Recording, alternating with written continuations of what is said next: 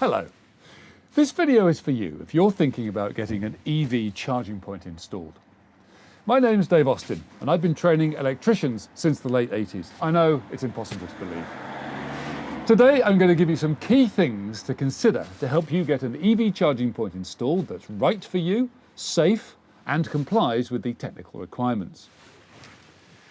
With the government's proposed ban on petrol and diesel vehicles now likely in 2030, the time is right for you to think about options for your home or office.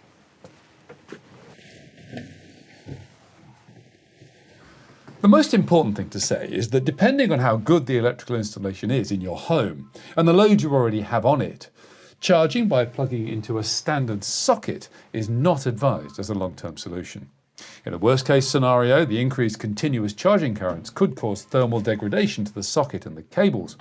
At worst, it could result in a fire.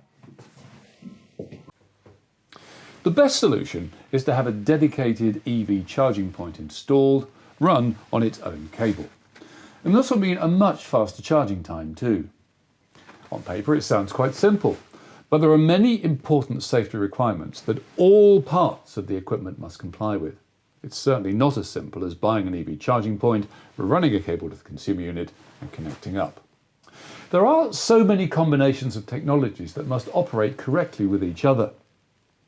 The industry was shocked when an audit carried out in 2020 discovered that nearly 50% of EV installations required improvement, and of these, 20% were potentially dangerous.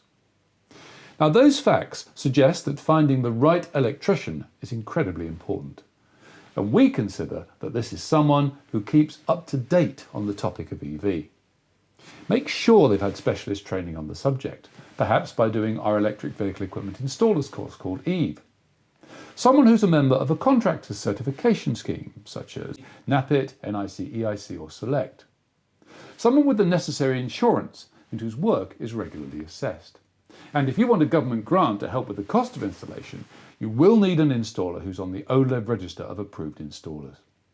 Don't be afraid to ask those questions and make sure you're happy with the answers. If you're not, you can always get a second opinion. And don't forget that at the end of the job, a good electrician will provide you with an electrical installation certificate. Best wishes for your electric future.